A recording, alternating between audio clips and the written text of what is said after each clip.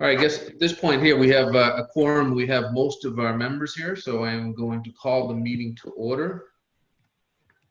Everyone to second that? Second.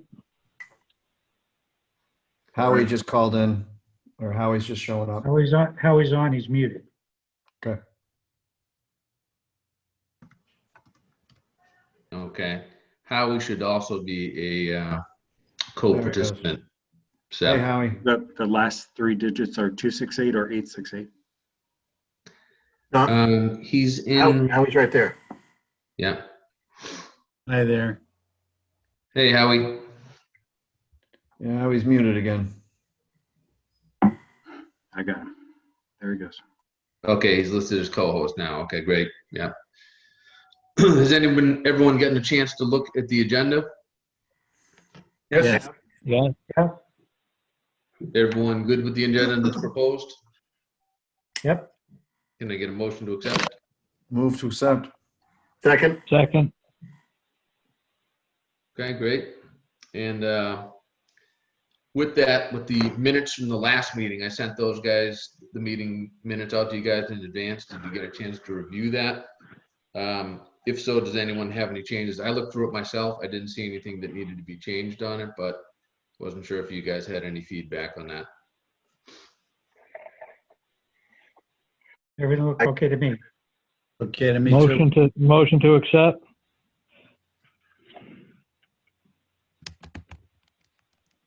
Anyone to second it? Second. Who was it that made the motion? Dave Friedman made the motion to accept.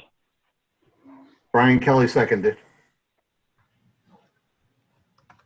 And Osha, were you able to get that earlier on the agenda too? Yes. Okay, great. Yeah. All right. So first up on our agenda tonight is Harbor Master Moan, and he was going to do an update of the new boat delivery. So I guess we'll start with item A there on the agenda. Stephen, if you could. Okay. So I spoke with Stuart Workman. He's the builder of the boat at SW Boatworks. Yesterday they took the boat to the water and they launched it to see the water line, to adjust the water line before they put the boot stripe on. After that, it goes back into the shop where they put the boot stripe on. Right now, there's a holdup on the windows. The windows are from a vendor, and they are just holding up on that. We're just waiting for the windows to come in, and the final trade is on the boat. That's the electrician, and he's just doing, the wiring. Otherwise, the boat's pretty much ready to go. I can send out some pictures tomorrow if you'd like of the boat on the road and coming out of the building. As soon as the 15th comes around, we're going to take Unit 2, which is the Boston Whale of Justice, out of the water, and we're going to remove the plotter that's in that boat, and that plotter will be sent to Maine to be installed. And so those are some of the things that are going on with the boat. The boat looks fabulous. I think everybody's going to be very happy when the boat does get here. So, Stephen, can I ask a question? How old is the plotter? The plotter's about a year old. Okay. We bought them last year or the year before, so they're pretty updated, pretty new equipment, and it matches the one that's already up there that was ordered for the boat new. Okay, So there'll be two plotters? It's going to be a plotter, and they do both. They do plotter and radar, or plotter and side scan and bottom sonar. So it's nice to have two machines so that you can just have the radar running, or just have the plotter running, or just have the plotter running and then just have where it shows the depth and the contour of the bottom. Excellent. So Stephen, I assume- certainly by next meeting, we'll have the vote. Yes, Stephen, I assume unit 2 that you're taking the unit off of, the electronics off of, that's the one that's coming out of commission? no, what it is Unit 3 has got a plotter, and Unit 3's plotter, we had just gotten, and that will go onto Unit 2. It's just a little bit smaller than the other 2 units, or the other 3 units that are on the other boats. I see, okay, yeah.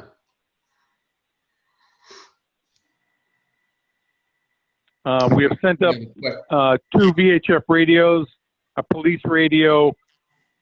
We've sent up quite a bit of equipment. I've ordered equipment from, not a West Marine, but a company similar to West Marine in Maine that's given us better prices on some of the other equipment, dock lines, fenders, anchors, etc.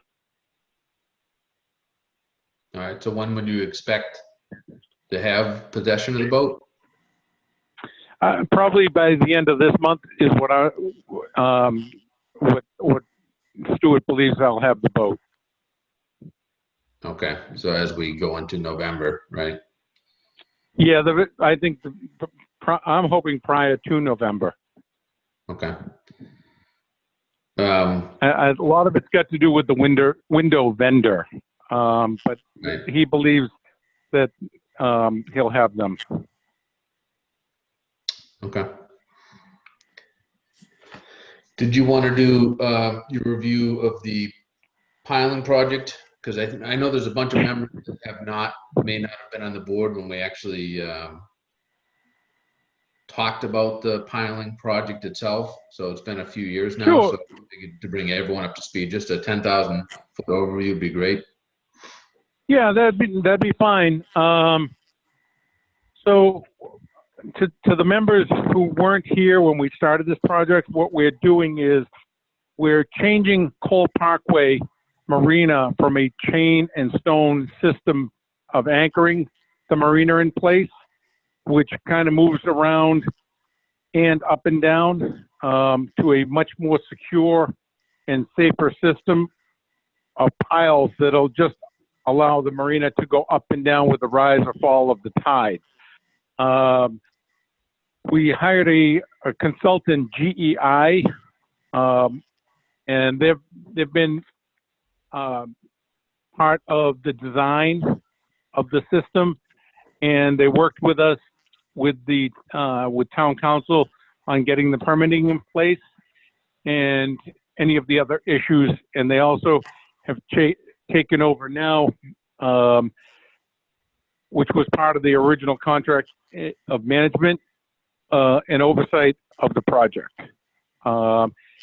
Larry White from C. White Marine was at Cole Parkway today with one of his employees, and they were taking measurements, and they're getting ready to mobilize to get down here with their crane.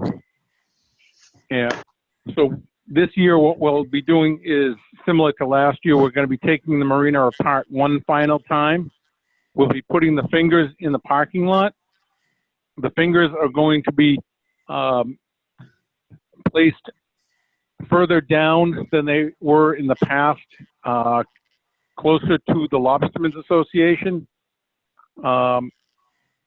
And then closer to the gazebo will be fenced in. The walkway will be open along the harbor, but the fenced in area is going to go out into the parking lot, and we're going to be putting Jersey barriers in and some, for traffic patterns and traffic scheme that we've sent to engineering. We had Mark Thompson from the police. We invited the fire department down. Town Administrative Bureau was there. Kevin Cafferty from the engineering department was also down there. And we came out with a traffic plan to make it safe. Even though the traffic's very light in the off season, the town wanted to make sure that, everybody knew what was going on and that that it would be safe for people to travel in that area and well marked. So that has all been taken care of. The piles have all been manufactured and coated. They are down, I believe, in Indiana. They will start once the project gets underway, which will happen on October 16th. The crane will show up, the crawler crane, and then they'll start having, I believe, the deliveries of the piles, the floats, the hoops. They'll start to dismantle the old pier, and they'll start to make repairs to the seawall and start the project. The project has a start date of October 16th and a completion date by contract of May 14th. We're hoping that it gets done sooner than that, but that is the time frame that the contractor has to work within. Does anybody that doesn't really know anything about the marina project have any questions for me? I'm good. Steve, this is Dave Friedman. I have one question. How long does it take us to get the fingers out? Is that like a 2-day project? I don't want to, we won't be in the way of this guy if he wants to start driving piles or anything, right? No, we're not in his way. And I already spoke to him about it. So what we do is as soon as boats start moving and fingers become available, we're going to start bundling them.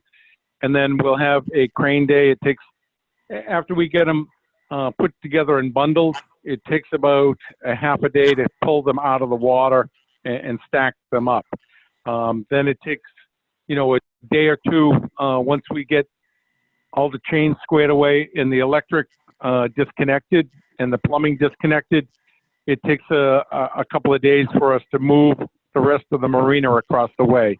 But they're going to be working on the wooden pier itself, taking it apart, and they're going to be working on the riprap and on the seawall itself.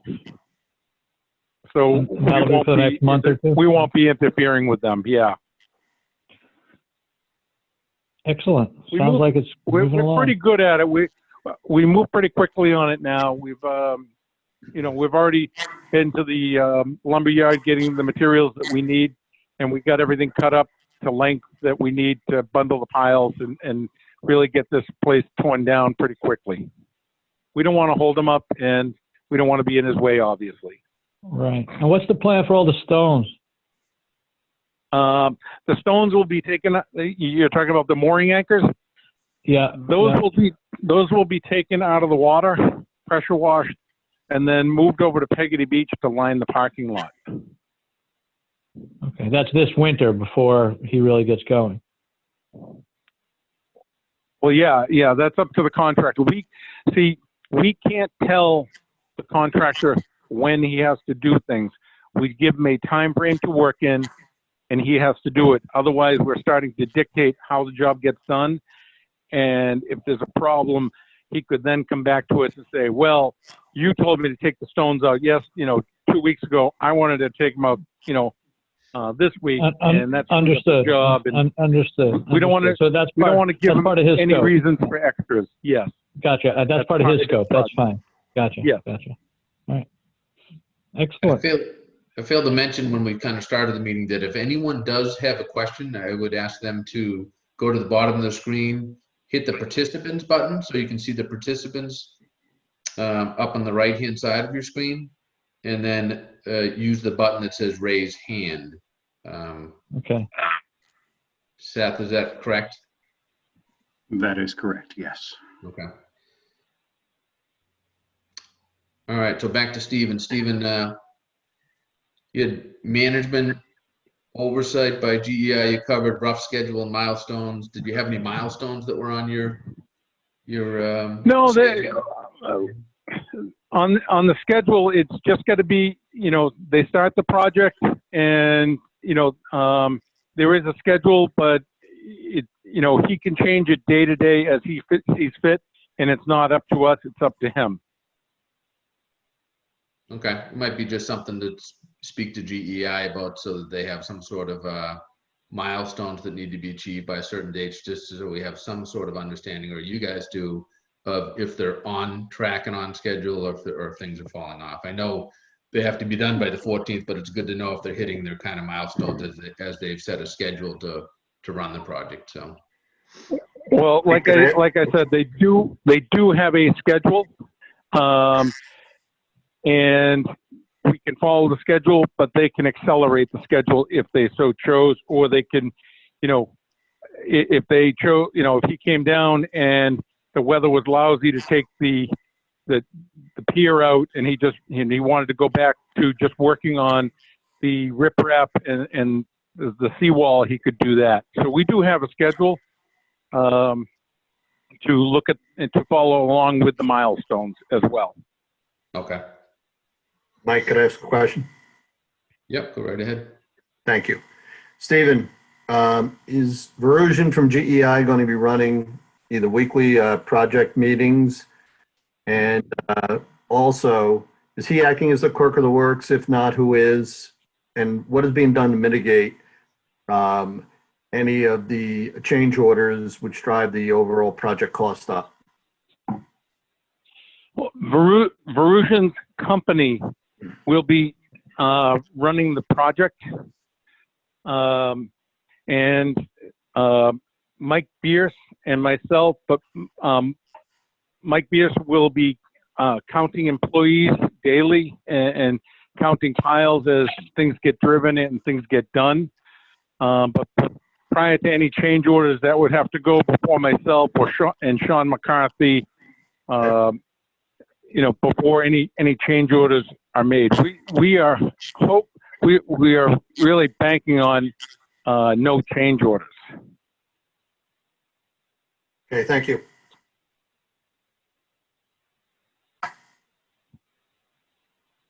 All right. Do you want to move on, Stephen, to the Jericho parking lot?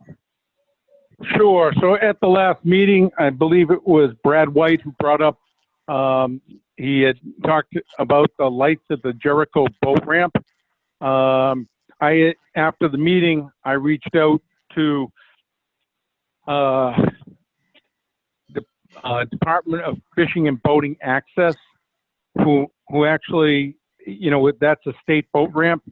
And so I reached out to them and told them that, the waterways in the town were very concerned that the lights were removed and that there's no lighting down there. I also reached out to National Grid to find out what it would cost to rent like parking lot lights that would be pole mounted. I put the two of them together, and they are working things out to get some pole lights placed at the Jericho boat ramp. So there will be some lighting down there. Great. Any time frame, Steve? No, they didn't give me a time frame because they were handled, they kind of got together and they were kind of going back and forth trying to decide what fixtures to use.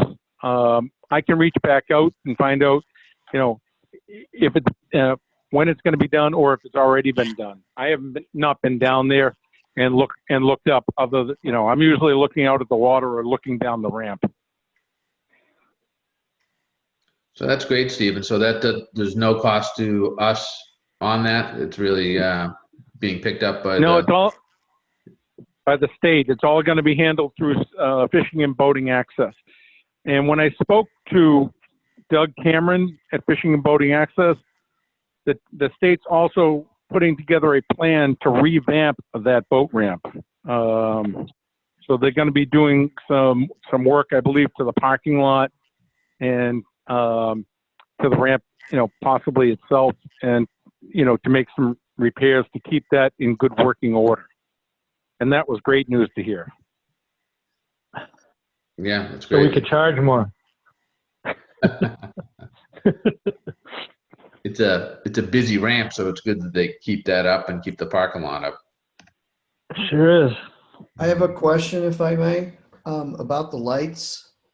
Are they, I know it's not our parking lot, it's not our lights, but I'm just curious, are they going to have them on all night long? Because I worry if, Yes. and is it all winter as well as summer? Because I just worry that neighbors may complain, and they may complain to us, even though it's not our gig. We could take the heat if they've got, several towers of lights that are on at 3 a.m. That could be kind of. These lights are going to be from the street, the telephone poles shining into the parking lot and down. And they'll be, I believe they're going to be either high pressure sodium or possibly metal halide. But they will have them shining down. I don't think they're going to be bright enough to disturb anybody. But they will go on. The way those lights operate is on a photo cell. They do not put them on a timer. Yeah, okay. It might be something worth just talking to them about, making sure the lights are directional lights as well. I remember, somewhat ironically, since I'm a member of the yacht club now, but when I was in the position that Maura was in, we had a lot of complaints from people out at Lighthouse Point about the tennis court lights at the yacht club, because the lights were coming across the harbor. So if the lights are on at Jericho and they're pointing down towards the ramp, you might get complaints from First Cliff, believe it or not. Well, I don't have a horse in this race. I'm just bringing it up. Whenever you start adding towers of lights down near the water, I just want to make sure the Well, I don't think we're adding, we're just replacing, right, Stephen? Yeah, we're originally more, they were pole lights, and they were right along the water's edge. They were almost a little bit more decorative. These ones are going to shine down into the parking lot, and they're not going to be towers. It's going to be, I think, a total of 4 lights, 1 on each pole shining down. So in the tennis courts, I think you get a whole lot, you're illuminating it so people can play tennis. Sure. This is just more of a safety light feature. Good. That's so good. that people can get around, No, that sounds great, Steve. Just wanted to raise the point. Yep, no worries. I can reach out to them and talk to them about it. Yeah, they can put floodlights in that are pointed down and not out towards the water. Yeah. Well, that's what they would be doing. They're not looking to illuminate the water. They're looking just to have illumination in the parking lot. Good. And they have a small light that is on the dock itself that illuminates the dock now. Can I say something, Mike? Yep, go ahead. It sounds to me like this is really good news that they're going to improve this ramp potentially and put the lighting back that was there. What seems a little uncertain in my mind is, as the town, we have a public safety issue because it's not being lit right now, a public parking lot. And I would think we should go back to them and find out specifically how and when and what they're going to do, so we're not wondering, because it is our lot. But more importantly, I think we should be concerned about public safety of a parking lot like that. It's right now going unlit.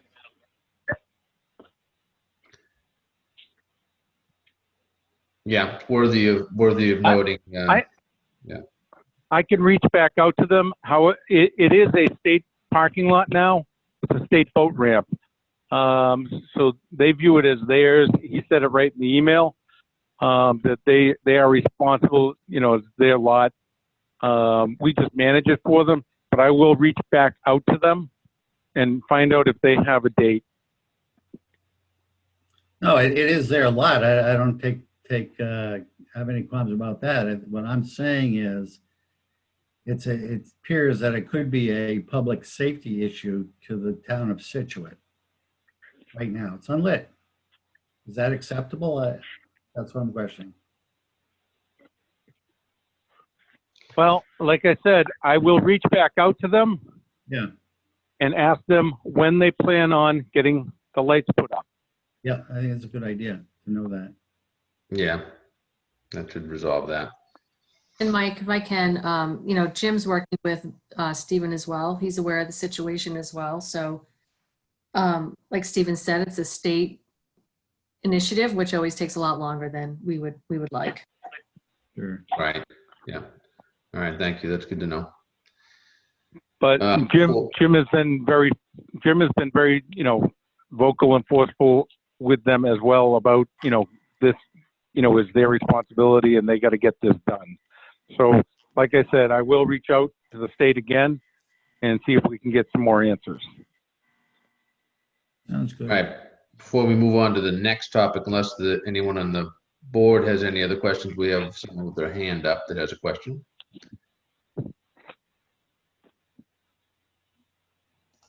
And I asked to unmute Brad. Hi, good evening, everybody. Steve, good report on that. And I know Howie was the one that initiated that. My comment last meeting was there is no porta potty there. And I use that ramp frequently and noticed people kind of looking for a place to relieve themselves. So I know that, was it Mara that was going to take a look at that last week or last meeting? So that's comment one. And comment two is, when you look at the use of that dock, that gangway and dock, I had brought this up a couple of years ago, that it would be really advantageous if when you walk down the gangway, the left-hand side is really unusable because it's got the pipes that go around the pilings. If there's any way that could be configured so that that inside of that dock could be used for 17-foot boats, 19-foot boats, dinghies to be tied up, it would really relieve a lot of congestion that I always see. So that's really unusable dead space in there for any boat that wants to prepare to either, to get hauled out. People usually park their boat, go up and get their car, run the trailer down the ramp. So I saw kind of a bread line of boats trying to do that. And I know it's a busy weekend to be pulling boats, but that'd be my recommendation, to see if that can be re-engineered a little bit. And then hopefully someday there could be a bounce house down there, or a, what do you call them? The porta potty. End of report. Thank you, Brad. Yeah, Well, those are good advice for when they look at what they're going to do down there. Maybe those things they can take into consideration. I will mention that to Doug Cameron as well when they go to make the repairs to that facility. Great.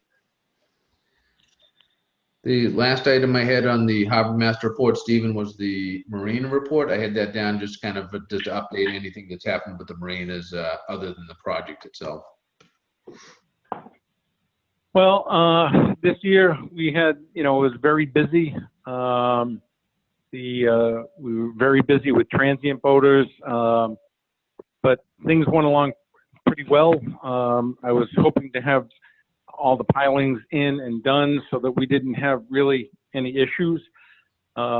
This year, at the end of the season, about 2 weeks ago, we had that windstorm out of the southwest, and we have one gentleman that lives on board his boat, and he was up walking around checking on everything throughout the night and said everything was going well. And then there was a microburst that came across the harbor at about 9:15, and it really, we noticed it as well because I had already been down there looking around, and it actually took and snapped the dock. The finger bent over and snapped the dock. So we were there kind of like Johnny on the spot, and we helped him out, get his boat resecured, put back in place. After that, after the wind died later that day, we helped him get his boat moved off that finger float to another one. We removed that finger float that did not get damaged, and then we put some caution tape and a sawhorse on the float and contacted the other patron that was partially affected to let him know to board his boat from the other side. And my plan is once everything's out, we're going to have that float either repaired or replaced. And what I'm hoping to do, it's not set in stone, is when they start doing the piles, if we have any piles that either can be reused, or is over at Cole Parkway, there were going to be some additional piles depending on what type of penetration we could get into the ground, whether we need them or not. And if we don't need them, my hope and goal is to do some sort of minor modification that we already need to do with DEP to move the piles around at the Maritime Center, is to place some of those piles at the end of those 36-foot finger floats to really hold that place, that section of the marina in place, so this doesn't happen again. So that's all part of the the master plan. Okay. Anything else marina related, or anything else season ending related, or is it all set? No, we're doing pretty well. Everything's moving along.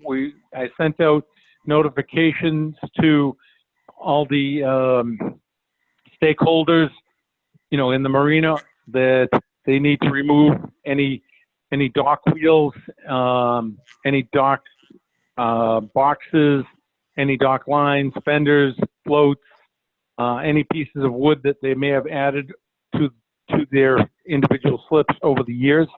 Because once the contractor starts, he's just going, he'll have the marina turned over to him, and he'll just be removing them. Most people are very good about removing them, but I just wanted to send out a notification just as a reminder.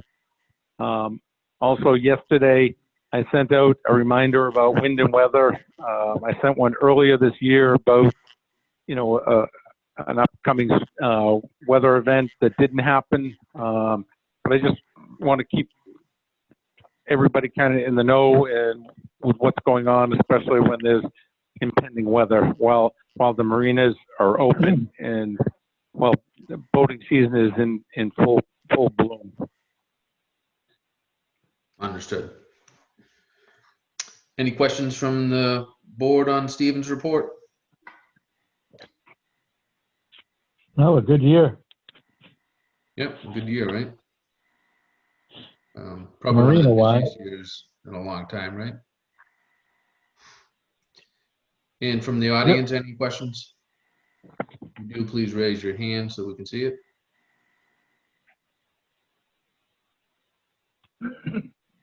Okay, I don't see anything popping up there, so we'll move along to, excuse me, to old business. And the very first topic on the old business piece is the comprehensive dredge project plan update. So Stephen, back to you again, I guess. Yeah, so I've been working with Sean McCarthy in the engineering department, and Kyle. He's Coastal Resource Officer, and we have a comprehensive dredge permit RFP that is ready to go.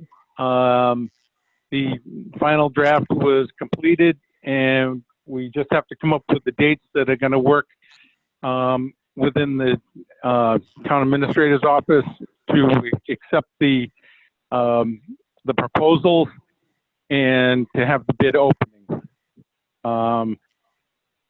So it's going along very well, and it looks good. We have the scope's been completed, and we think we should have it back probably fairly quickly, and get a consultant on this project. That's great, Stephen. Can I ask you a question, Mike? Yep, go right ahead. Confirming, Steve, this is for the engineering for the dredge project plan, right? Yes, this is a comprehensive dredge permit. So rather than have just so if there's new members that weren't part of this, it was my thought, rather than to have a dredge permit for the South River, one for the Maritime Center, one for the Heron River, one for the Inner Harbor or Outer Harbor, there's a way to do a comprehensive dredge permit so that you have one permit for your waterways. A lot of the towns are going this route because it's in the end you have one permit to renew. You don't get bogged down in dates and forgetting to renew part of because there's all different parts of the permits, and you don't want to miss a date. So this puts them all on one permit, and then if there's an area that needs to be dredged, we'll have the permitting in place so that if there was a dredge working possibly over in Marshfield or in Cohasset, we might be able to, and it's just a small project we have in Scituate, we might be able to get them for a day or a week to come over and take care of the project. It just makes the most sense, and I think it's, the best use of the Waterways Enterprise Fund for dredging projects. And what was the total budget that we had approved, the town has approved for this RFP? I think we have about $80,000 approved for it. I believe that was the figure. All right, great. Yeah, so Dave, that's really for the engineering fees itself to kind of get this permit. So to answer your question, yeah, it's for engineering. I understood. Yep, got it. I mean, you may have things that prior to the project you have to do. You might have to do some like dredge spoil analysis to make sure that there's no chemicals in before it goes in, goes out to like Mass Bay disposal site or Cape Cod Bay, or you might have to do a grain size analysis. There's other little things that you have to take care of, but overall the permit would be in place. And this is for the towns, the harbor, including the municipal marinas and the town pier, and excluding all private marinas, both in Scituate Harbor and down in the rivers themselves, because this is a public project. Right. Mike, can I ask a question first of Brian? Brian, you've been following the expenditures for the fund. Is 80,000 the correct number that we've earmarked for this project? I believe it was actually 90, but we can certainly double check that. And if this is an engineering study, is there a need to have an RFP? Well, because we believe it's going to be over $50,000, there will be, but it can be it does not necessarily have to be based on price. It can be based on competencies. The award itself, you mean? Yes, the award itself. So what they do is they'd open, the bids would be open. You'd read the bids, go over them, and then after the fact, then you'd you'd make your selection, and then you'd open the cost. So it would be based on the engineer's ability to do the project, because you may get somebody that puts in a proposal and he's not really capable, or he's never done it before. He's just not competent in that type of work. Maybe he builds bridges, or roads. Maybe he's that type of engineer, but with things, he just thought he'd just put his name in. You wouldn't want to necessarily have someone like that may or may not be able to do it. So are we I going guess to that's the best way of explaining it. Are we going to hire then a consultant to review these RFPs? Because do we have the expertise to make those qualifications? Yeah, we're going to be reviewing them, the engineering department, at Town Hall. Yeah, but that's not what I'm asking. The engineering department. No, they will not be hiring an outside person to review these. It'll be done through the engineering department at Town Hall. The town has some engineers, and and we've worked with a lot of these different consultants. So we believe that they'll have the ability to make these decisions properly. Okay, but this is all to maneuver for permitting, which goes to the state, I guess, and maybe the Army Corps. So I'm just questioning, do we have the expertise for them to review that and know the process in order to get this done efficiently and effectively? I believe that the engineering department does. Okay. Why don't we take an action to ask the question of them? Is this outside their normal perimeter? I mean, do they have expertise here? It's worth asking the question.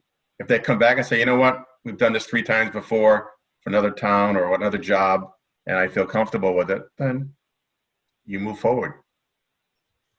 Yeah, I don't think there's a lot of companies in that space, or not a huge number that are up here. And I think the town's probably going to be looking mostly at their experience and what they've done for other towns for these comprehensive dredge permits. I would imagine that's going to be a big criteria for it.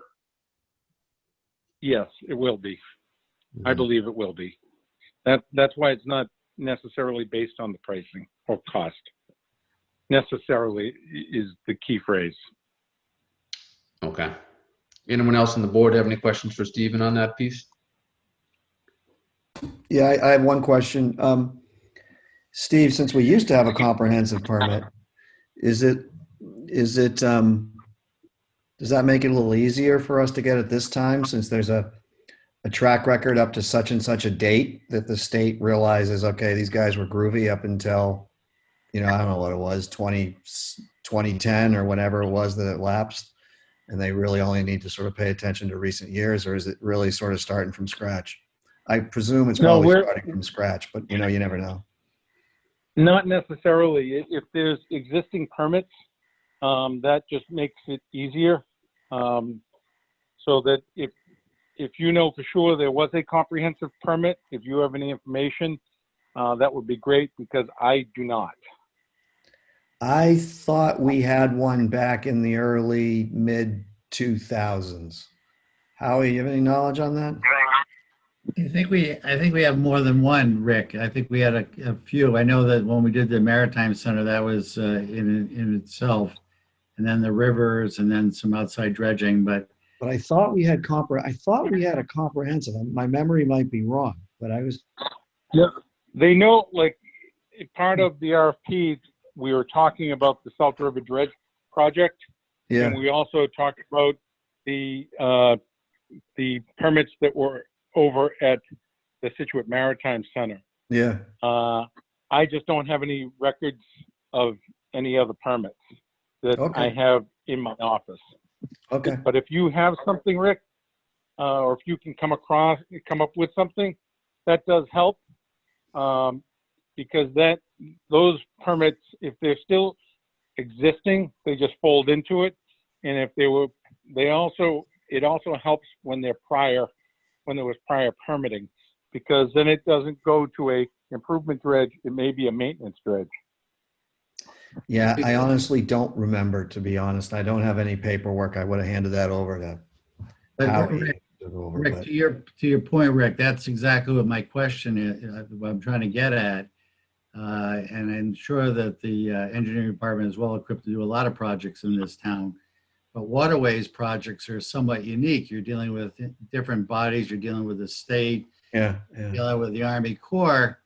And it just seems to me that it might behoove us to have some expertise from a consultant that knows how to maneuver these waters and help us put it together so that we don't find ourselves. You get into grain costs. I remember when we did the Maritime Center, for instance, a test to do grain size was like $60,000 a test. And initially, they required 3 tests. We didn't end up doing that. We did 1 test. But that's a lot of money. And we had some special expertise help us with those decisions and maneuvering to make sure that we were effective and efficient. I'm not saying anything negative against the engineering department, but I don't think this is the type of project they do routinely. And I'm just wondering if we should be looking at some additional expertise, that's all. Our engineering department will not be doing those tests or that. What they'll be doing is reviewing the consultant's, proposal, and also prior jobs that the consultant has done. They may be reaching out if they did one down in Duxbury or in New Bedford or, in different areas before they make their decision. We're hoping. I'm actually reasonably fine with that. I'm looking to get the best consultant for the job, the one who's done a lot of these and been successful. And also, I've spoken to some other harbor masters about some different consultants, and I plan on reaching out and saying, okay, who have you used? How did they do it? How did it work? Did it work out well? Did you end up doing 90% of their work and have it come back? Every time they sent you something, they sent you another problem, or did they just go in and get it done and they knew what they were doing? Yeah, yeah, I'm actually okay with that, because with Steve working the back channels and DPW looking at, we're hiring a consultant. We're not overseeing and doing the thing. Steve, do you know, is part of the RFP for the consultants to do is a sort of a thorough search of existing permits and permits that have expired? That is, I believe, is in there as well. Yeah, okay. I read it today and then I read it again. I was going a little blind. Yeah, it's sort of standard. I mean, it's like doing a title search when you buy a house, but Right. We listed the the permits that we know about, and then we also said, to the in the RP, this is how you need to look into finding out what permits the town had. You have to go to the different agencies and figure out what we've done in the past to make because it's less in the end. It's less if they do that. It's work, but it's less work in the end for them. Yeah. Okay. Anyone else from the board? Any additional questions for Stephen or from the audience?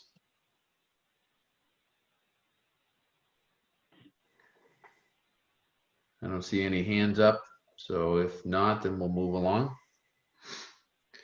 The next item on the agenda is town of mooring rentals, suggested mooring rules and reg language. So last month's meeting, we had some suggestions on language which needed to be added to the mooring rules and regulations. As I recall, there was some question about the terms transient and whether we could use transient. I think, Rick, that was something that you had chimed in on. I did take an action item I looked out at Hingham, and I want to say it was Marblehead, a couple different places that I looked at that used, randomly I picked them, and they actually have transient in their mooring as a definition in their rules and regulations. So unfortunately, the document that I had put together for this did not make it here tonight because the power went out just before the meeting. But generally speaking, they did have that as definitions of a transient. A transient being someone that would be on a mooring for up to, usually what I saw, up to 2 weeks, using the mooring for up to 2 weeks. So, but yeah, I just think we have to have something in there. Yeah. So with that, I guess what we need to do is kind of circle back and figure out with the mooring rules and regs. We weren't looking to change a lot of stuff. We're really just looking to change kind of a couple terms to make it allowable for the town of Scituate to actually rent a mooring, because at this point it's not in the rules and regulations, and nor is it in the bylaws, which we'll talk about a little bit later. So do we have any volunteers possibly from the group that might want to work at kind of putting a little language together for this portion of this edits for the mooring rules and regulations. I think that would be great if we could do that and have someone come back next month with a proposal so that we can either vote on having those changes made and sent to the selectmen or not. So.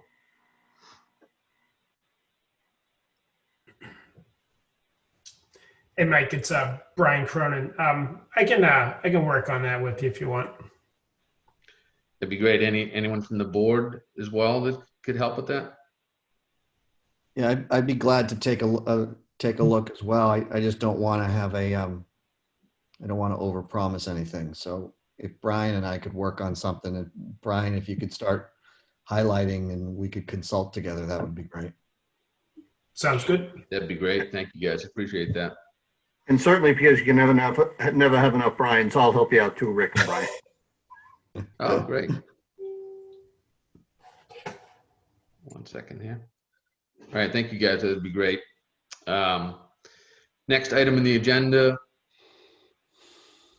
is really a small vessel decal study. And can I get an update on kind of, I think it was the 3 days we're looking at this. And we also asked Stephen Mullen, if I recall correctly, to look into what other towns were doing with regards to the same problem. David, Mike, do you want me to go first? Yeah, if you would. This is Steve. Yep. Well, I'm a member of the Cape and Islands Harbor Master Association, along with the South Shore Harbor Masters and Bay State Harbor Masters.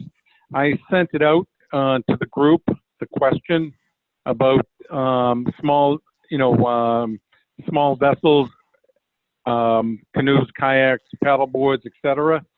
And if any towns have any registration requirements or any type of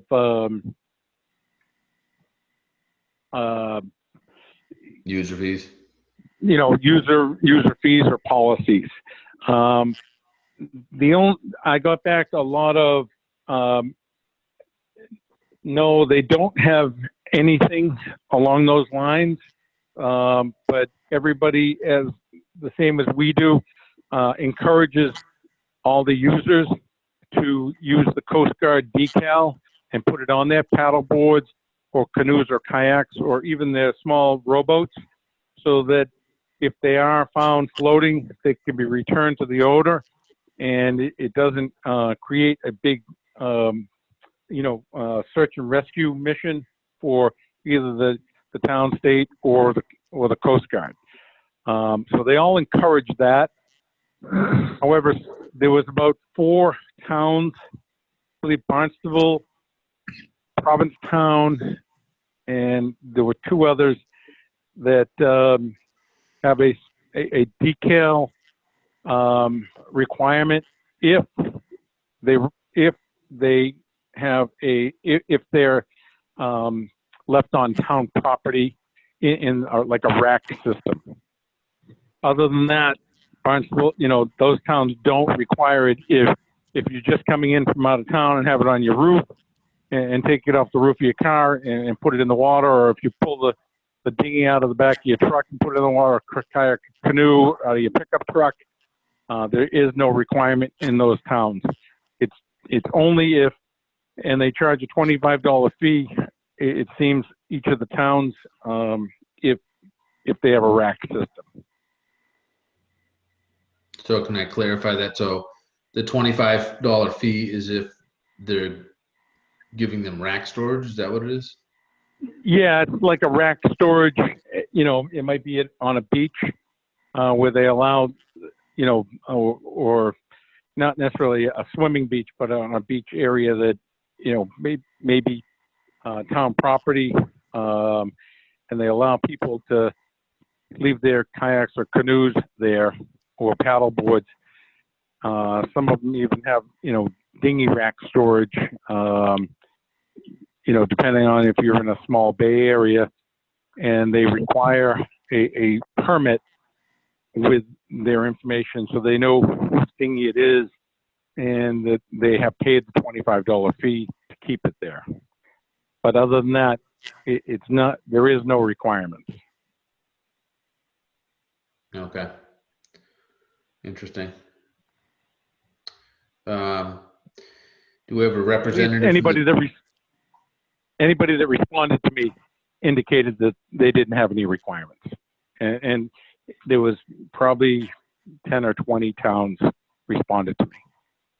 And Stephen, let me just jump in for a second, Mike. This is Dave Friedman.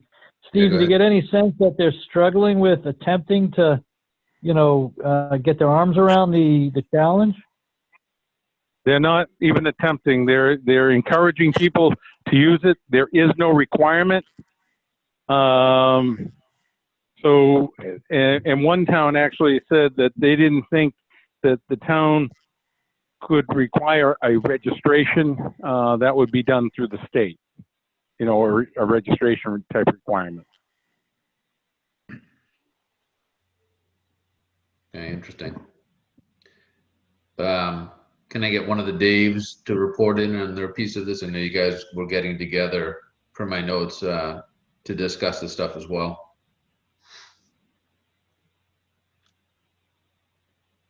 Well, if no other Dave steps forward, I guess I will. So yeah, we had a number of conversations as late as today, and a meeting also. Kind of broken into three sections, and Dave Friedman and Dave Doffney, you can jump in if I missed something. But first of all, we were looking for some indication that other towns were doing this and how they were doing it. So the feedback from Steve Moans is important. I would like to say, so Provincetown and Barnstable, I was aware of Barnstable. The other two, Steve, if you could provide those names, because I'd like to go to their websites and just kind of do a little digging as to how they handle it, what they're doing. I believe they're just doing it. I believe they're just doing it the same as a mooring permit or a dinghy permit.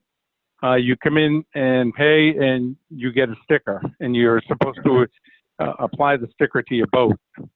And if you don't have a sticker, and they go down to the rack, and your dinghy's in there, it gets removed.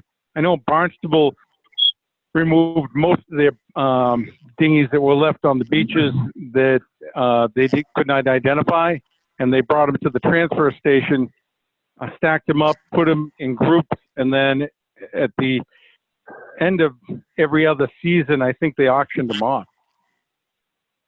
Wow. As just found property. Yeah. So if you could provide those other two towns, Steve, that would be important. The other thing we looked into there, I mean, once you get past the first block, if we decide we want to do this, and then as to what level you want to implement it, you get down to, do you impose this at your major ramps like Jericho, or do you also go to secondary ramps like the Cole Parkway? Because if you don't do it at both, you're just going to push people to the other one. And the questions become a little complex, so it's not a very easy decision. So I think the first thing is to get the input from the other towns and study this a little bit, and then decide if we want to move forward.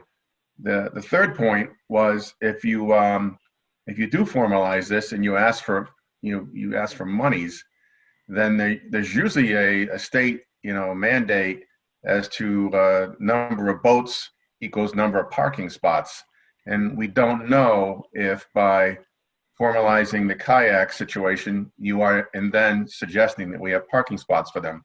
I mean, they're doing it anyways, right? They're taking parking spots. You just aren't getting paid for it. It's not anything you're tracking. So it's going on anyways, but once you formalize this is a question. So, I mean, this is as far as we've got. It's going to take a lot more work. And jumping in also, the other thing we talked about, yes, it was getting our arms around the safety side of dealing with the kayaks and a missing, a floating kayak. But it was also from Dave Doffney's, and he'll chime in, I would hope, when we allow him to,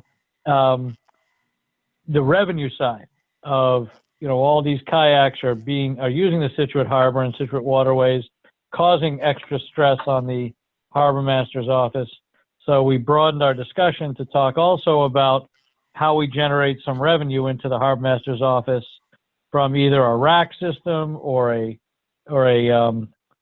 a sticker system or something to figure out how to generate more revenue to help us manage and control and police the use of these kayaks or paddle craft.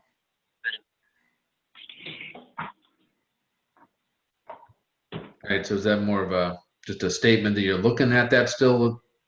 We are, yeah. We're Yeah. considering everything from, the parking fees at Jericho Ramp and rack systems at the Maritime Center, maybe at the near the Lobstermen's Association, near that ramp, maybe near Jericho if we have some, a ramp, if the state will allow us to put a rack there. And 25 sounds like nothing, almost like a dinghy fee, which is what, $125 or something, Steven? Something like that for the year to keep a dinghy in the water. If you want to not schlep your kayak around and you want to put it in a rack, you charge $125 for it. Just, not big money, but it's some extra money going into the harbor master's office for somebody that may just be assigned to cruise the harbor to manage these paddle craft. So we're talking about that. Okay. Looks like we get a couple questions. And did anyone else from the board have any questions at this point? Otherwise, I'm going to open it up to the audience for. Yeah, I do. I understand that these, I've got a powerboat and I got a sailboat, and there are times I'm kind of slaloming my way through the harbor, and always telling my kids to keep an eye out for these small things that you can't easily see. So I very much appreciate the extra burden on the harbor master's office and the need for safety and so on, and revenue. But I really wonder if this is a solvable problem or not. Because even if we have racks, there's going to be people that are putting them in from racks, not from racks. They're going to be putting them in from anywhere. I mean, you can pretty much just park behind Rocco's and carry it down and throw it in wherever you want. And unless we empower the harbor master's office to become a very large enforcement force, like pulling over people in kayaks and saying, hey, you don't have a sticker, cough it up. I don't know. I don't think Steve wants to do that. I don't want to put thoughts in his head, but whatever. It would certainly require an increase in person power, and that increase in person power is going to end up costing more revenue, costing more expenditures, and we're just sort of a dog chasing its tail. And I just wonder if it's, frankly, really worth it. I'm fine with the harbor master seeing people who are misoperating, a kayak, and every now and then they yell at them or tell them how to behave. But there's just so many points of entry. There's so many of them that I just really worry that this is an intractable problem. Not that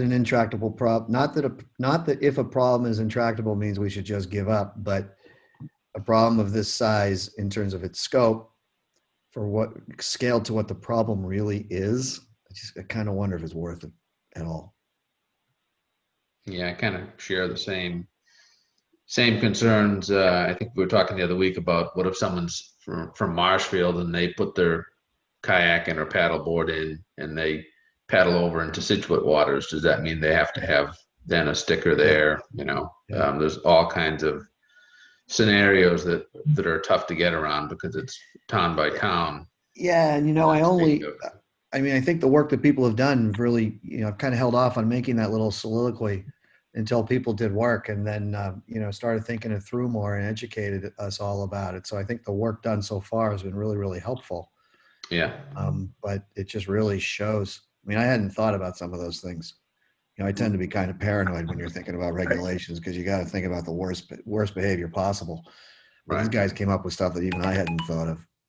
So just to add a comment if I could, and then we should unmute Dave Doffney so he can have something to add. I think we're taking a lot of problems or perceived problems and rolling them into one and saying is it really worth it? You could probably usually easier to swallow the elephant one bite at a time. So if you look at first providing a value, because I think there's a lot of people who would like to have a rack system where they could leave their kayak, and we could, at that point you're bringing a value, and you're hopefully some revenue. But I agree. Stopping everyone in the channel saying, "Hey, where's your sticker?" That's a bit of a reach. But I don't think that's everything what we're talking about. Yeah, I like the idea of a rack, because that's sort of decoupling from, if you have a rack and it's can hold 15 or 10 or whatever it is, and it's a lottery system. If you want a rack, you got to throw in an application and a $15 fee or whatever it would be to the harbor master, and it's a lottery. And maybe we get 100 people who want a rack, and the lottery picks them up, and they have to have a sticker to have their kayak in the rack. I'm cool with that. That's actually, increasing public access. That's what we should be doing. And that's not an enforcement issue. It's not a requiring everything. It's not casting too wide a butterfly net. That sort of thing. And Rick, just to chime in a little bit, I appreciate that we're not going to quote unquote solve the problem, but the challenge as communicated by Steve Moen, I think, I don't want to put words in your mouth, Steve, and Dave Doffney, is that with the increasing volume of these paddlecraft around, just by definition of having more boats in the harbor, and I've tried to navigate around them too, and I see people without, with paddle boards and no life jackets and all that, and the harbor master is spending more time dealing with these things, separate from the emergencies when you see a floating one and all that. Just that very fact, and we're not generating any revenue to help the harbor master's office deal with this increase in boating traffic. We were just looking at, again, maybe too big a scope of our challenge here, but just generating some revenue. And rack system was one idea to help him, offset the cost that he has of managing and policing the increasing number of water patrol. Yeah, interesting. What I'd like to do is open it up. We have one person in the audience that's got their hand up, and I believe it's Dave, although he comes up as admin on this. So I'd like to unmute him to get his input, hear what he has to say. Yeah, can you hear me? I can now. Yep. Okay. Now I have my my assistant here changing my name. There you go. Yeah, no, I can't add anything to what was just discussed. So it's a work in progress.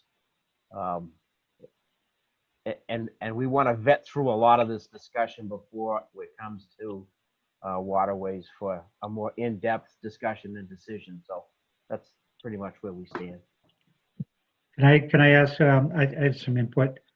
I think it's a good idea with the rack system, and maybe start with that and identify where they would be put and how many, and then see what's the scope of that part of the project would be. I know it'd be great to have it down at the Driftway Park, to have a rack set up there, because the amount of traffic, people putting kayaks in and out, would be greatly reduced if they were already there in a rack. And I don't know where else you would put the racks. Down on Cole Parkway, where else in town would you put the racks? North side of Maritime Center. Okay. I don't know what the lease. Jericho ramp. Well, Jericho is a state ramp. I'd be very careful of that, because then there's implied liability and implied that the state's supporting it and all that. And we need conservation for the Driftway Park. Yeah. Down at the lighthouse? That's a Well, possibility. you have to be a little careful, because if you put a rack near a known egress or near a body of water, that's sort of implying that it's safe. And even though you have the people signing everything that releases everybody from everything, That adds complication to it. Yeah, I'd be comfortable just with Conservation Park down there by the Driftway, and then one by the Maritime Center, and have people sign away their livelihood on liability and run a lottery. Yeah, it seems like that'd be a good way to at least pick up some revenue as we kind of continue to figure out how to deal with the other issues that go with them, right? Yeah. Mhm. So I We'll guess with continue that said, meeting. oh, what's that? I said, we'll continue meeting to discuss and come up with some presentation to the board. Yeah, and Dave, at the yacht club this year, there were those, you can buy very nice kayak racks. So I'd be all in favor of just buying the things. It's not that big an expense, and buying them and putting them there, and it's at their own risk, and that sort of thing. But they have to have a sticker on there. And you charge for it. Yeah. Absolutely, yeah, yeah. Absolutely. I can see that growing too. Once people say, hey, how to grab mine? People don't like schlepping kayaks around. Like, believe me, it's a bit of a hassle. I mean, you can think about it. I have no idea if there'd be a whole ton of people interested in the lottery or not, but you could do it this way. That's $5 to enter the lottery. And if you get picked, then it's $50. Right. For the season, yeah. We'll that was continue something to reporting. expect, right? Oh, Howie, you're shaking your head. No, I think it's a terrific idea. I think it gives access to a lot of people. I saw at least 3 of them in P-Town this year, put right on the beach. They're very attractive, very well maintained. All the kayaks that I saw and vessels were attached to it had a sticker on them. So it just seemed very easy for people who want to use that mode of transportation. Launch it, have access, and off you go. So the Driftway Park seemed reasonable. The Maritime Center North End does. Somewhere near Jericho Ramp, if we have some town property, seems like reasonable, and off you go. I mean, it was very well done. And you know what? It's a positive. It's a positive for the town. It's a positive for the Waterways Commission to say, here's some value added. Something we're trying to do that improves access to the waterways. Right. Yeah, Hey, Rick, even my Rick. parking lot. Rick, can I ask you a question about you can purchase racks. How do you secure the kayak? How there's not an easy way to lock a kayak. Well, a lot of kayaks have handles, and it's just to prevent the high school kids from grabbing it with a spack of 12 with a spack of Bud Lights and going out. So you just want to have some opportunity for a bike lock to just be woven through. Okay. That's Go all. through the handle. Yeah, go through that. I mean, it's not going to stop anybody. I mean, hell, somebody might pick up the whole thing and put it in the back of their F-150 and walk off with 10 of them. Gotta drill a hole in the bottom. Yeah, but it's just to prevent the casual. The casual theft. Yeah. Okay. Yeah. Maybe we could go to the VOTEC and see if they could build such a structure for us. Make it attractive, make it easy to use. The ones in P-Town look very nice. No, it's good to know. How many Good idea, kayaks? Howie, But I how many also wanna kayaks make did it sure- hold? I want to make sure this is all right with Steve. I mean, we're just the recommended body here, and my original tirade here was I don't want to overburden the harbor master on stuff and things, but I would, if I may, Mike, ask Steve what he thinks of this. Whatever you gentlemen think is fine with me. All right, we're going to put him on Howie's front lawn. Lady, sorry. We have Dave Doffney. Is he muted because his hand's back up? I don't know. Can you hear me? Oh, we can hear you. All right, good. So yeah, we're going to vet through all this again, Mike to Rick Murray. And there's questions that we come up with, and with it, we can discuss it all night long. But it's, if you put in a rack at the Maritime Center and there's 20 kayaks, now you have 20 cars parking there. We don't even know if that's viable for a parking area. And there's multiple questions. Every question results in 2 or 3 more questions. So we want to just want to get this kind of like on a piece of paper and Absolutely. and vet it one at a time. There's multiple areas, as we discussed well over a year ago, about about trying to get an idea of fair and equitable access to our waterways, and is it shared equally amongst its users as best it can, number one. Number two is it's come up in discussion about what are the fees charged across the waterways presently, so that we can find out. Discussion came up this week about load and unload fees at the town pier. Discussions have come up about waterways maintenance fees and lobster car fees, and what's a dinghy cost. And, you know, do we get into a situation where we've got somebody putting a $25 a year, paying a $25 a year fee to put a kayak in a rack, and they're not paying the $500 to put the dinghy at the dock?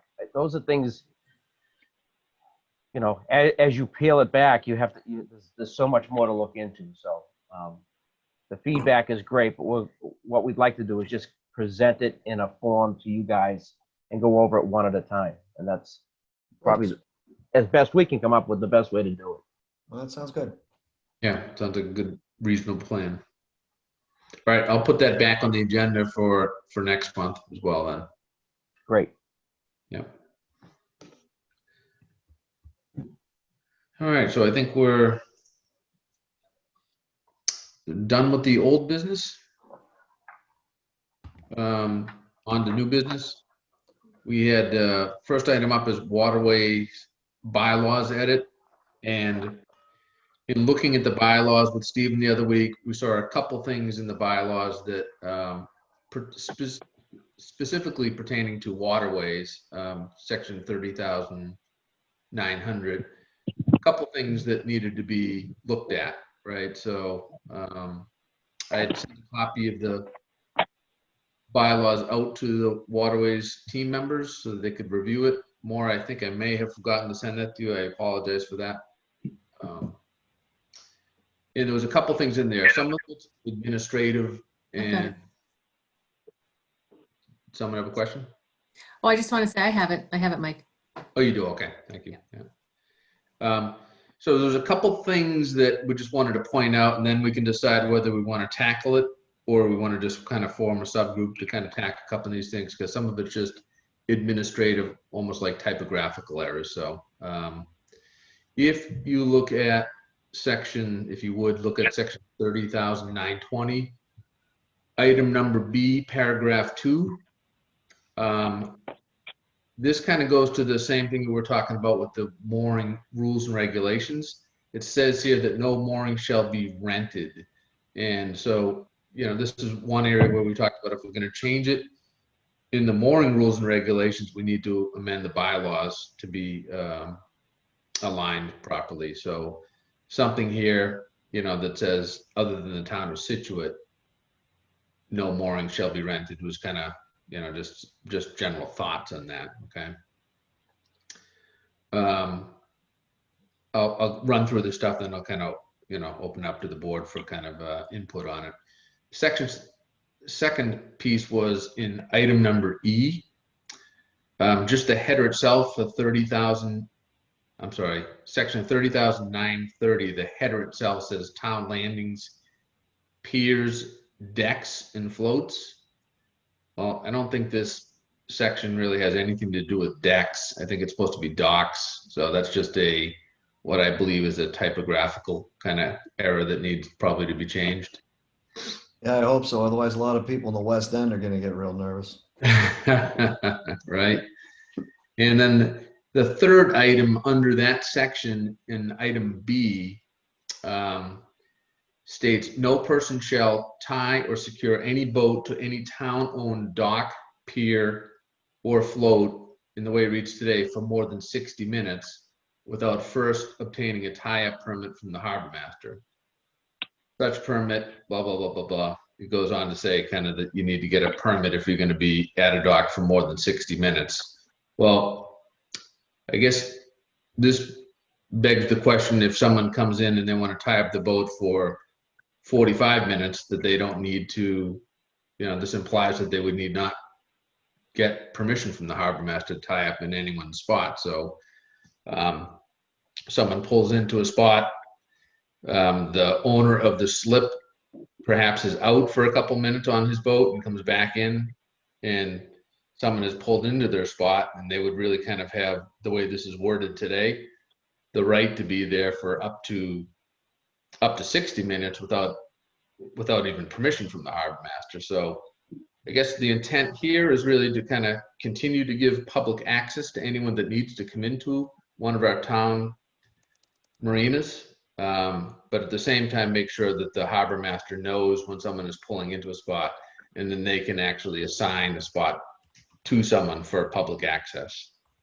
So something here was really just looking at maybe possibly an edit to it, so that it would say, remove that section that says for more than 60 minutes, and then it would read, no person shall tie up, secure any boat to any town dock, pier, or float without first obtaining tie-up permit from the harbor master. So it's really just saying that they need to, anytime anyone pulls into a slip at a marina or a dock for public access, they just need to check in with the harbor master first to get a sign where they should pull in. So I believe those were the 3 items that were identified as items that potentially need to be addressed. And with that, I would just open it up to the group to get input on those. So.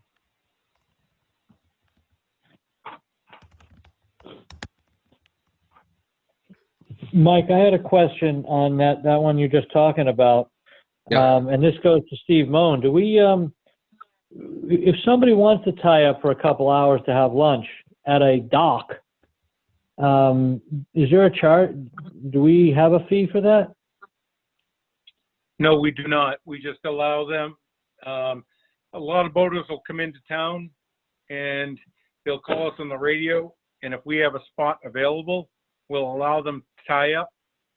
They just have to come into the office, leave their telephone number, so that if we have someone that wants to rent that spot for a dockwa, we can get a hold of them to find out, when they'll, to see if they can, move along, or if we can move them off to another spot. Doesn't that seem like an opportunity loss? Well, we want to promote business in town. We want people to go in and spend money. We want to make it as easy as possible. And that person's alternative is to rent a mooring for $50 for a day, right? Yep. Yeah. So however you guys want to do it's fine with me. But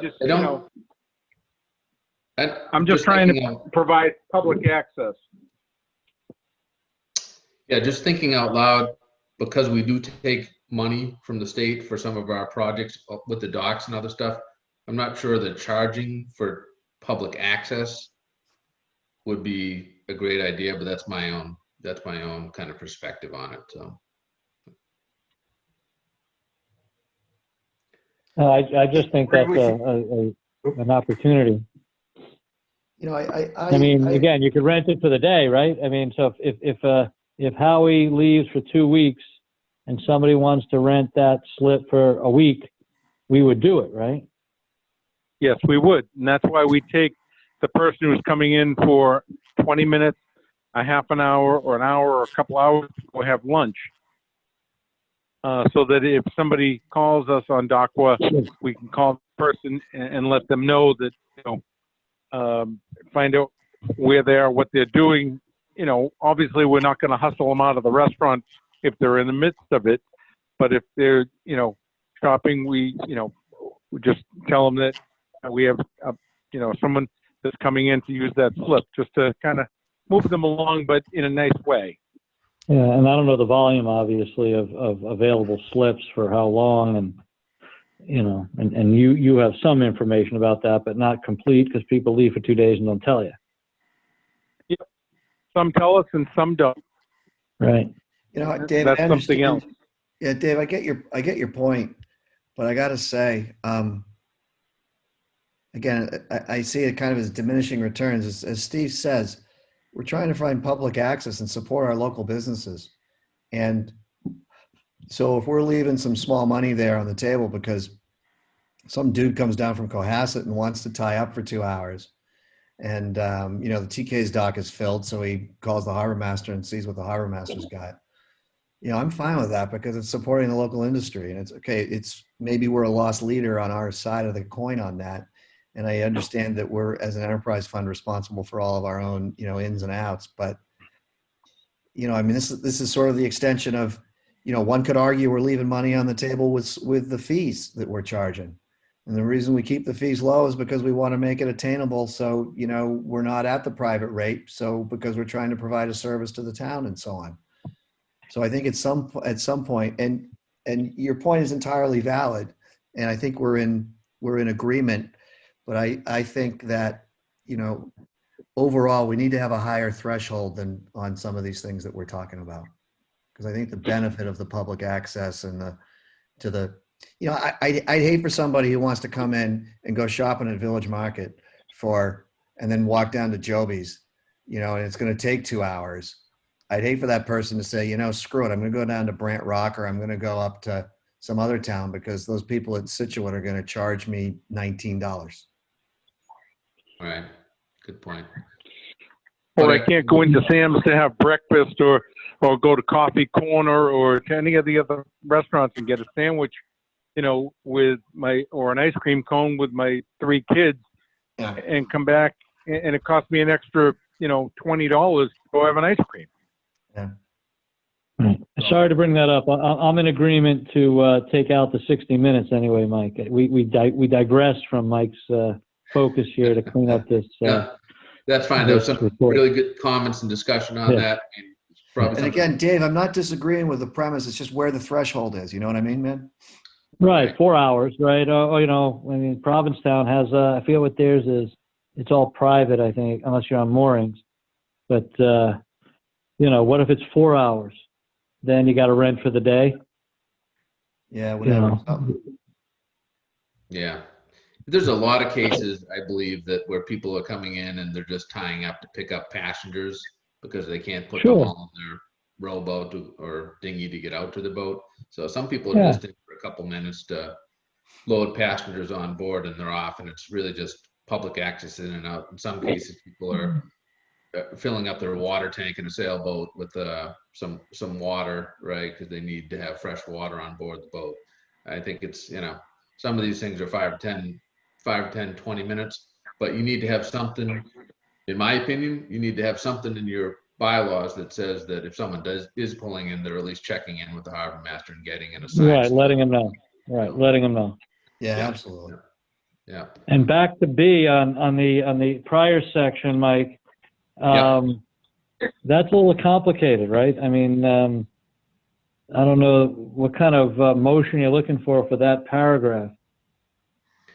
Well, right now, the way it is stated is it says no mooring shall be rented, period, right? And then it's provided, however, blah, blah, blah, and it gets into talking about yacht clubs having multiple moorings. My proposal there is that other than the town of Scituate, no mooring shall be rented. So just changing that first sentence. Yeah. So not getting into a lot of detail about, you know, how, why, or anything else, just giving us the ability, simply the ability for the town of Scituate to rent a mooring. Anything else can be covered in the rules and regulations when we get to that piece of it. But for this piece here, my personal opinion is just keep it simple and make an amendment. So I like that. That's simple. Or no mooring holders can rent their moorings, something like that. The Mike, just so you know, or the commission knows, or committee bylaws, obviously we'd want the selectmen's blessing on this, and town administrator and other departments, but it does have to go, bylaws have to go to town meeting as well, where the rules and regulations do not. The rules and regulations go to the selectmen for approval. yes, understood. So my thought process on this was that we would simply kind of try to get consensus on what we wanted to do, take a vote on it. If we decide that we want to make these amended changes, then we would put a letter to the selectmen asking them to look at this. And if they're in agreement to do that, then they would put it on the the next town meeting to amend. I'm okay with you just saying then, other than the town of Scituate, no mooring. Other than the town of Scituate's moorings, how would you word that, Mike? How would I said, other than the Yeah. town of Scituate, no mooring shall be rented. Yeah, other than to the town of Scituate, no mooring shall be. Other than by the town of Scituate. Okay. Other than by the town of Scituate, no moorings shall be rented. Right. I move to make that change. Second. All right, so we'll take a vote Just say here. anybody against. Anybody against? No. We have to do a roll call, Dave.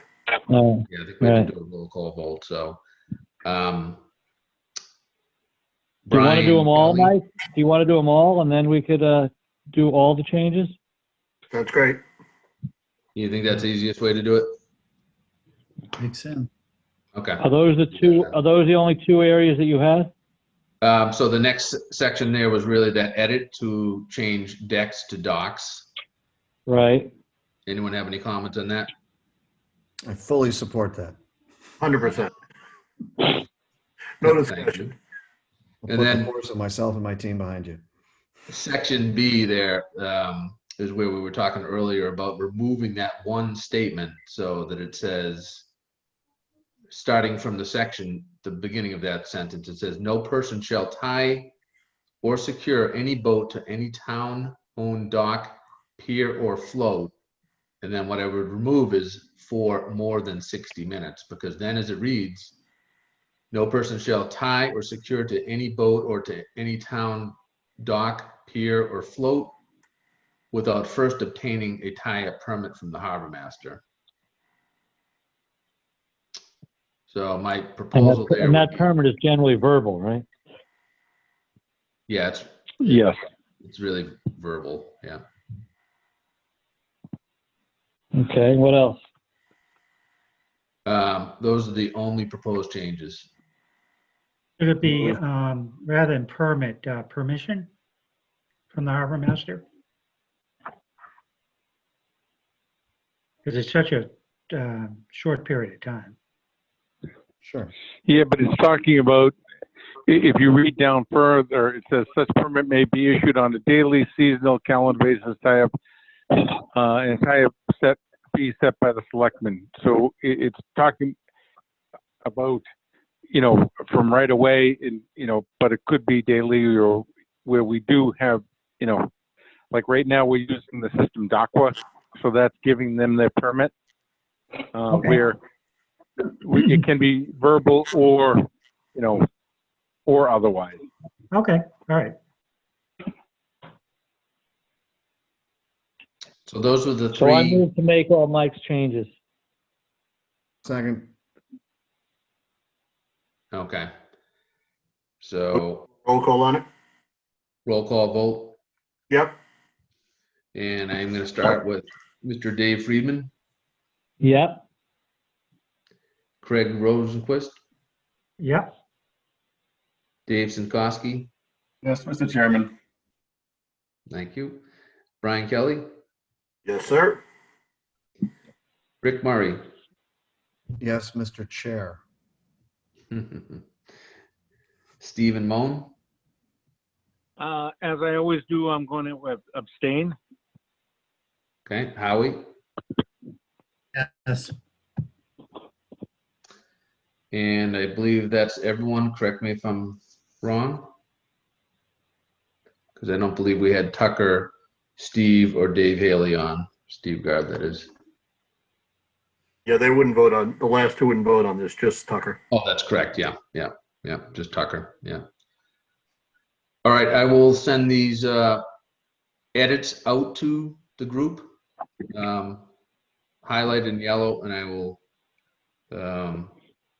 maybe for next meeting, then we can make a. I guess with this motion, we would actually send a letter to the selectmen. Is that what we would do? Isn't that correct, Maura? Yeah, I think you have a little bit of time because it wouldn't be able to get on until annual town meeting. So we start, reviewing changes like this in December. So yeah, you would send a letter with the changes and that you want to get it on the warrant for annual town meeting. Okay, great. Thank you. May I ask a question? Sure. By changing, so in section B, and I should have interjected before you all voted, but by changing it from no person shall tie or secure any boat to any town-owned dock without first obtaining a tie-up permit from the harbor master, that's your change, right? Just to take out the for more than 60 minutes. Correct. Doesn't that put a greater burden on the harbor master to issue tie-up permits for every single boat that comes for even a short time?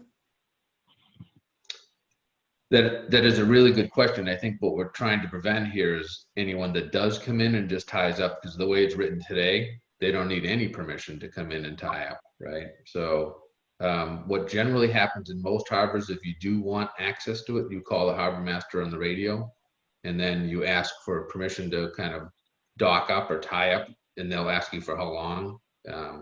And that's generally what it consists of.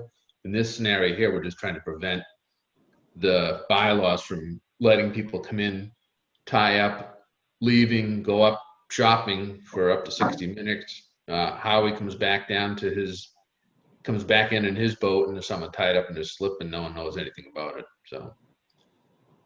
So they just really have to register. It's not like a formal like permit process.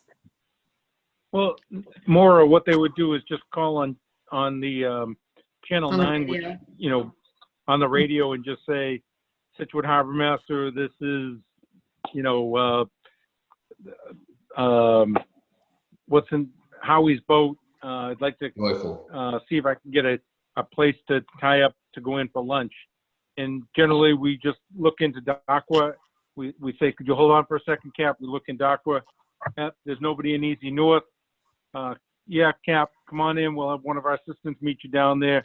And when you get all tied up, if you could just swing by the office to give us your telephone number. That's about what it amounts to. Okay. I just wanted to make sure it didn't create greater burden on either you or potential boaters that are going to do that. Makes sense. Good question. Yeah. All right, moving along.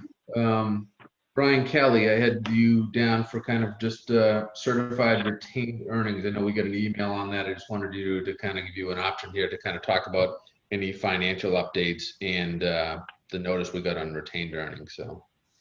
Sure. So in the interest of keeping this brief, especially since at least one of us was at the Board of Selectmen meeting until 11:30 last night, I spoke with Nancy Holt this morning. She was able to send me updated information. I asked her a couple questions on it. Unfortunately, at 2:30, her system crashed.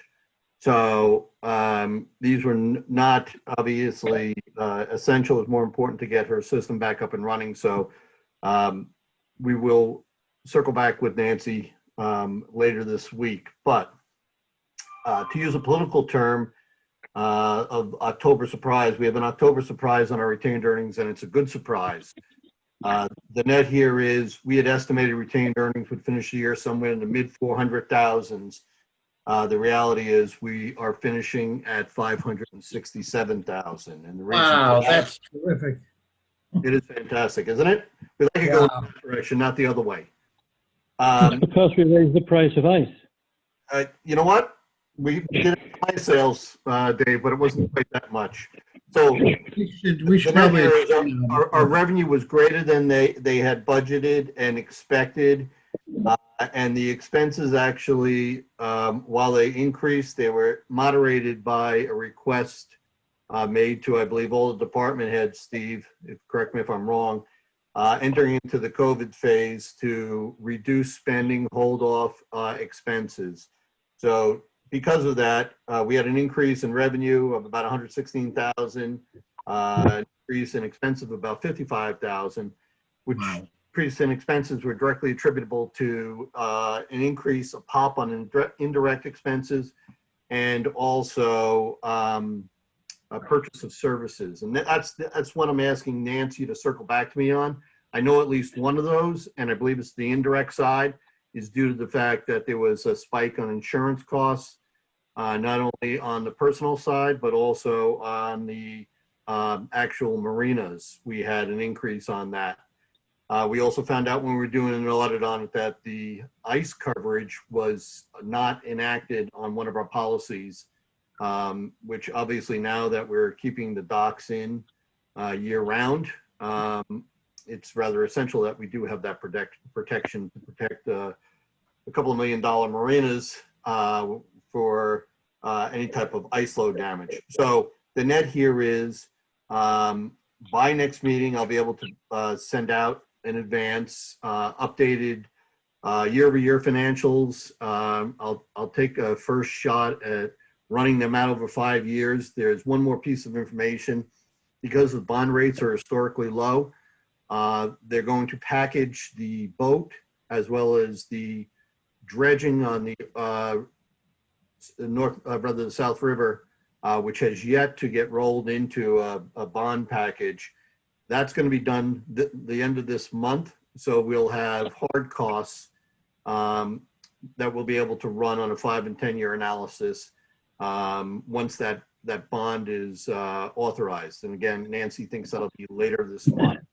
So once we have all that, we'll be able to do our projections out on 5 and 10 years again. So, so the good news is retained earnings look strong. Stephen, please be careful on any of those expenses that you withheld from. Don't go crazy. And overall, we look to be in a very good shape. So thank you, Mike. Any questions? And Brian, let me just chime in. Thank you very much for doing that. And your timing is perfect because on the next meeting, and I'd ask you to put this on the agenda, Mike, this is the time, Steve, that I think you propose your budgets, right, for next year. We would have at least a conversation. Yeah. What'd you say? Yeah, I'm in the midst of my capital plan right now. The only thing that I'm adding to my capital plan is to repower Unit 2. And that may not even meet the threshold of a capital item. So my capital plan is probably going to stay the same as what it was last year. I'm just pushing things out by a year.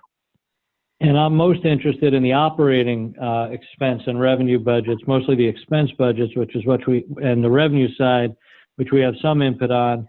But we will have, if we have Brian's full report, then we'll have better information to, decide, do we lower fees, increase fees, change fees, to know where we'll be for our input into your budget for next year. Well, this is the highest, what you just said though, Brian, this is the highest retained earnings in what, the last 10 years? A little less than that, Howie. Yeah, but for quite a while. As we all know, at one point, I believe we had retained earnings of $1 million because we didn't spend anything. Right. I mean, that was like 10, 12 years ago. We were in the 600,000s, I think, back in the 2012 timeframe. But yeah, I mean, this was great because we were at 277 and we were teetering as to whether or not we were going to get the FEMA reimbursements. That happened. Revenues were, final audited revenues were up and expenses didn't climb. So yeah, overall, this is really strong. We're in great shape. Great news. Yeah, great news. And Brian, I want to thank you again for kind of continuing to help with keeping track of that stuff for us. I appreciate that. Not a problem. Yeah. I did what Nancy said, don't spend. So we put money back in, but it just pushes off some of those things to next year. And we just make do with what we have and, get through it. So next year, Steve, are you talking calendar? Are you talking about July 1 of 21? This year, July, I pushed some things off until, July of 2020. But again, we're not going crazy. We're just doing what we have to do to keep the marinas operating and keep the boats operating. And, so I won't be running a deficit at the end of the year as well. Yeah. So you and I can go offline on this and just, when I'm doing these projections, if there's any big expenses, for example, I have no idea what they may be, but any training, any maintenance, anything that was put off that may skew these numbers, so I can just take a swag and put it in. Okay? Yep, that's fine. Thank you. Great. We're here at the last item of our new business, which is discussing. What's that? Oh, saying yay! Yay, right? Yeah. DMF, I just want to let everyone know DMF, Department of Marine Fisheries, has a grant program for recreational fishing. It essentially saying here that it's to improve saltwater fishing opportunities. We're funding a grant program in the form of requests to responses to municipalities. So this was sent out by the town. If you know of anyone that's looking to do anything that has to do with access to marine fisheries or improving public access to it, they have a maximum grant opportunity of $15,000. So I have a link to it and some information with that. So if anyone's looking for that, just come to me and I'd be happy to share it with anyone. So You think this could be used to build kayak racks? I thought the same thing. Well, I thought it might be useful for what I think Brad White was talking about, right? Access at Jericho and improving, weren't you speaking about improving something down there? Brad's probably muted. He's muted, I Oh. think. let me see if I can unmute. Did I misunderstand that at the beginning? There you go. He's unmuted. What's the question? Weren't you speaking about some enhancements that you thought were needed at the boat ramp down at the harbor? The Jericho? Correct, but for the conservation park, which is a good segue into something that I'd like to bring up. But the enhancements I was talking about was signage, parking, lining, and the enhancements that we talked about a year ago were to have a potential Ducks Unlimited investment into a local area because they have to spend money per year by their regional areas, and Eddie Dixon was kind of talking about that. So that's what I was referring to. But I do have an enhancement question on a conservation park when the time is right. I misunderstood. Well, unless someone else has questions on the grant program or wants me to send it out to them, I have that information. Just let me know. Other than that, the agenda, through the agenda. So if you have something else, Brad, you want to add, please do it now.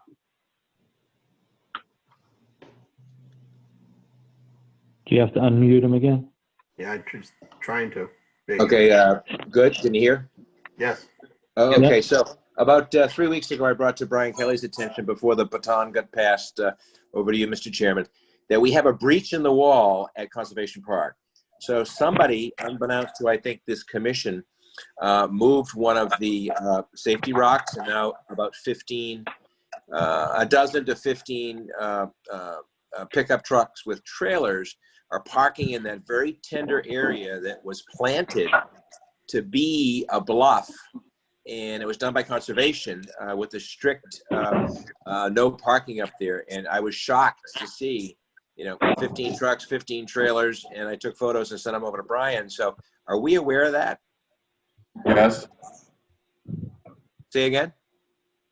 Yes, I mean, it's been discussed. I know Craig Rosenquist had some conversations with Steve, and it belongs to conservation, it's not outside of our perimeter.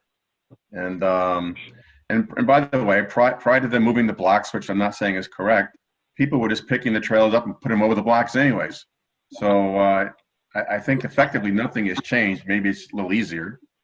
Well, so really what's very important for everybody to know here, because Craig Rosenquist and I worked on this with a lot of effort many years ago. That area was planted and conservation said, no way. And if people park there, they're going to shut the whole ramp down. So that's how serious that was. And who was the one that moved the blocks? Do we know? Was it conservation? I think we know. Craig, do we know? Steve, we had this conversation. Steve, do you know? Nope, I have no idea. And I don't think Amy knew as well. Well, it had to have been somebody from the town that Actually, I'm not sure if DPW knew about it or didn't know about it. They could have possibly have moved it to get their mowers in there. That might have been it. To get their what? Or their mower? Well, I think some pickup truck probably put a chain around it and moved it because it's now a I free. totally agree with you, Brad.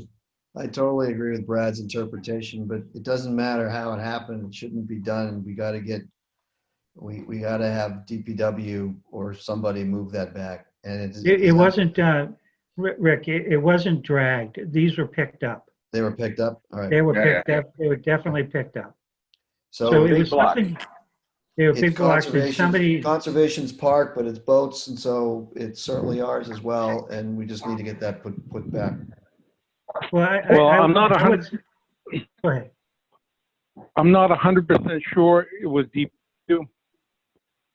But I mean, this goes back about a month or so, didn't it, Craig? Oh, Was it yeah. in July Yeah, or August? Yeah, it Mid-September. goes back. It goes back since middle of the summer. The thing is that area, it was never really planted. It was just a field, and with all the additional boating that happened over the summer, people were parking out on the driftway, and it seemed like it was a good way of getting some cars off the road. So I really don't have a problem with people parking there. It's never underwater. It's not a bad place to be able to park cars. Originally, they put those blocks in to keep people from parking up there, but someone made a decision to move them so people could park up there. I don't know who did it. Amy Walkie knows about it because I went down with her. Okay.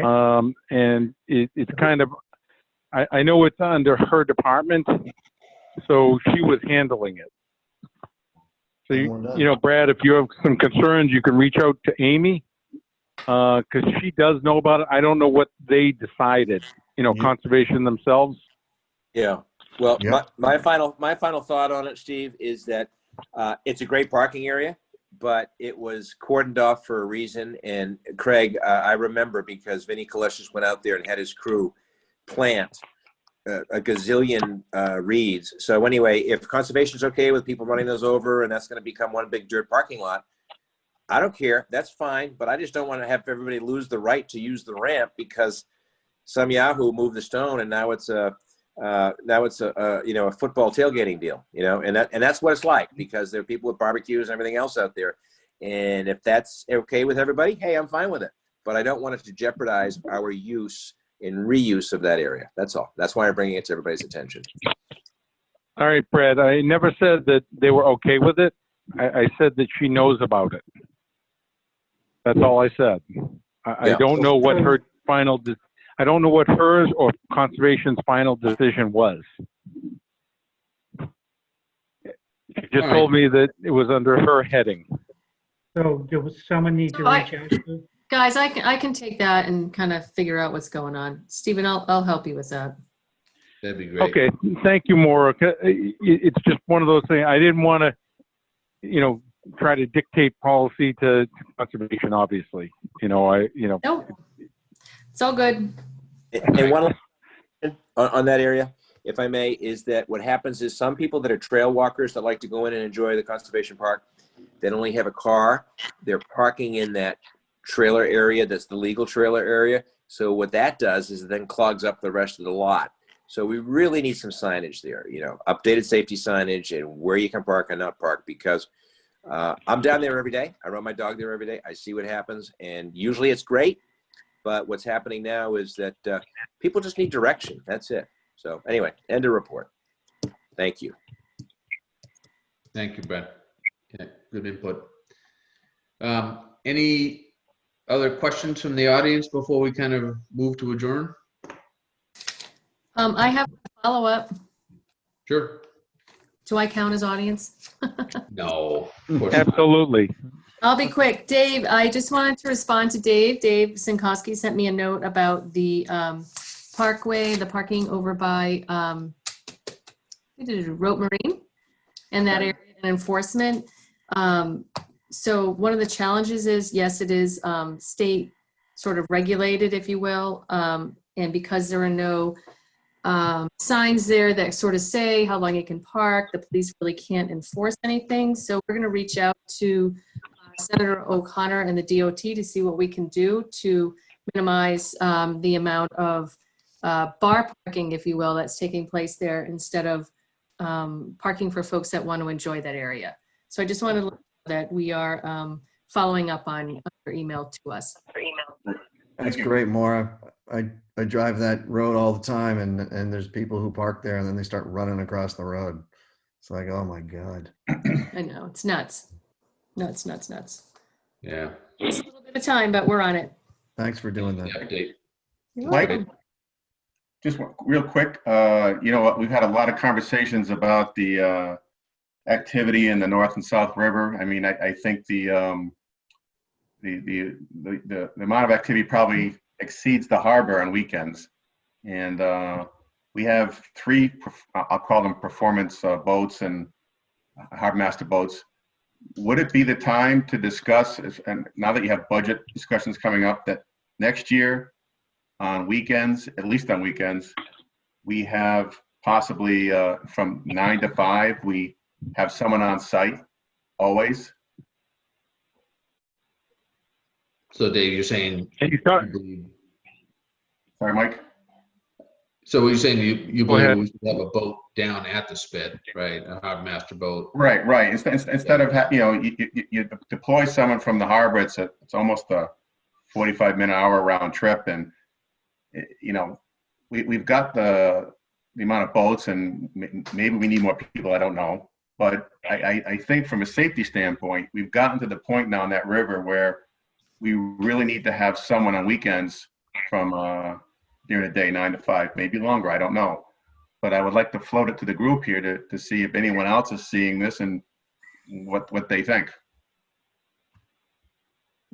That would. I would support Dave's thought that, we just need more consistent presence there. I know the police there are occasional there, they're occasionally, and I've seen harbor masters boats there, but, it almost seems like a permanent presence, during the high, maybe 11 to 5 or something would be appropriate. So this should be an agenda item if we discuss it at any length, so I think that's a, Yeah. so people would see it and could chime in. I think it's certainly worth having at a future agenda. Yeah, I tell you what, I think that's a good idea, and I think that because it's not on the agenda today, it's probably something that if we could add it on for the next meeting, maybe what we could do is ask Stephen and Brendan from the Scituate Police Marine Unit 1, have those guys just give an update on the season, because I know it was a particularly busy season from a boating standpoint and enforcement. Maybe we can just talk about it there as a group and have it on the agenda. So, Thank you. We should also probably ask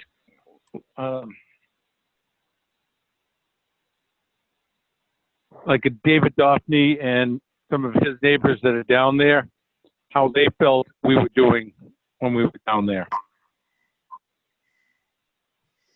yep, definitely. We can have. I mean, him. they're there all the time. Right. And Okay. he's going to jump in.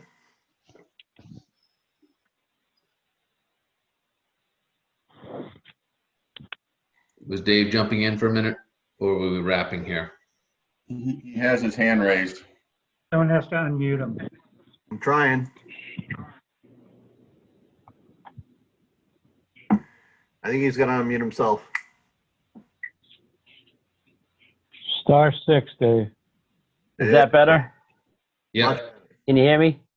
Yep. Yeah. Sure. Brad White doesn't get muted, but I do. No, I'll marked improvements this year by far, and would love to take part in the discussion as it comes up on the agenda for the next time. But absolutely 100% better this year. 9 to 5 is not going to work, and just weekends is not going to work. It is, as I have said before, had been unglued down there. So I think if we start the season off right at the beginning and get some enforcement down there, some oversight, I think it'll make a big difference. So anyways, I will take part in that discussion as it comes up. Perfect. All right, thank you. I'll reach out to Brendan. I think he's on the call here, but I'll reach out to him to see if he can make the next meeting too, so we can have just some discussion trying to collectively together. So, anyone else have anything? Otherwise, we're going to move to adjourn. Move to adjourn. Second. Thank you all.